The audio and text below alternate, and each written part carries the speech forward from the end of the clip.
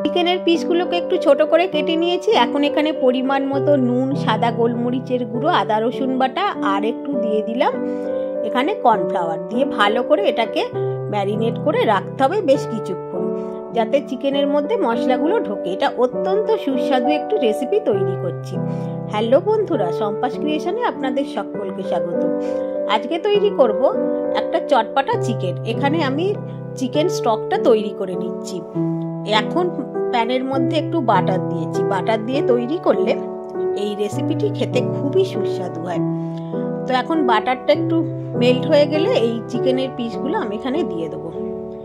এখানে আমি চিকেনের পিসগুলো সবই দিয়ে দিচ্ছি। আপনারা ইচ্ছা করলে একটু কম দুবার করেও এটাকে ভাজতে পারেন।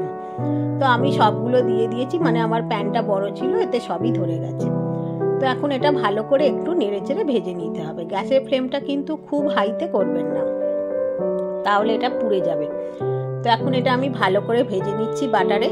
বন্ধুরা, যদি আপনাদের আমার এই রেসিপিটি ভালো লাগে, পছন্দ হয়, তাহলে অবশ্যই আমার চ্যানেলটিকে সাবস্ক্রাইব করে আমার পাশে থাকবেন।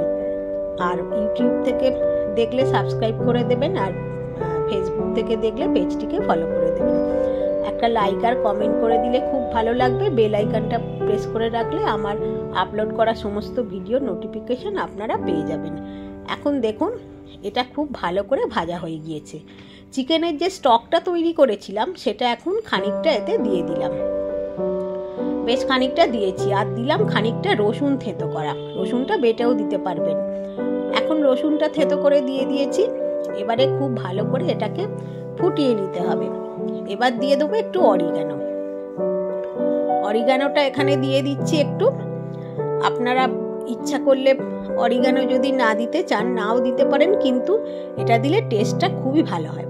আর এখানে দেবো পাতিলেবুর রস। পাতিলেবুর রস দিয়ে দিয়েছি, আর একটু লঙ্কার গুঁড়ো দিয়েছি আমি এখানে। আমার চিলি ফ্লেক্সটা ছিল না সেই জন্যে। আর কাঁচা লঙ্কা কুচি দিয়ে দিলাম। চিলি ফ্লেক্স থাকলে দিয়ে দেবেন, আর ছিল না বলে আমি একটু শুকনো লঙ্কার গুঁড়ো দিয়ে দিলাম। দিয়ে এটাকে ভালো করে নেড়ে চেড়ে নেবো। আর দেবো সাদা গোলমরিচের গুঁড়ো। আপনারা ইচ্ছা করলে কালো গোলমরিচের গুঁড়ো দিতে পারবেন, যার যে যেটা পছন্দ করেন। অত্যন্ত সুস্বাদু খেতে হবে। তো ভালো করে নাড়াচাড়া করে কিছুক্ষণের মধ্যেই দেখবেন এটা একদম রেডি। এতে আর কিছু দেওয়ার নেই। যে কোনো কিছুর সাথেই খেতে পারবেন। এটা ফ্রাইড রাইস, লুচি, পরোটা, পোলাও, রুটি সব কিছুর সাথে খুবই সুস্বাদু লাগবে। তাহলে বন্ধুরা, ভালো লাগলে আমার চ্যানেলটিকে অবশ্যই সাবস্ক্রাইব করে আমার পাশে থাকবেন। সকলে ভালো থাকবেন, সুস্থ থাকবেন। আবার দেখা হবে পরের কোনো এপিসোডে। আজকের মতো বিদায়, ধন্যবাদ।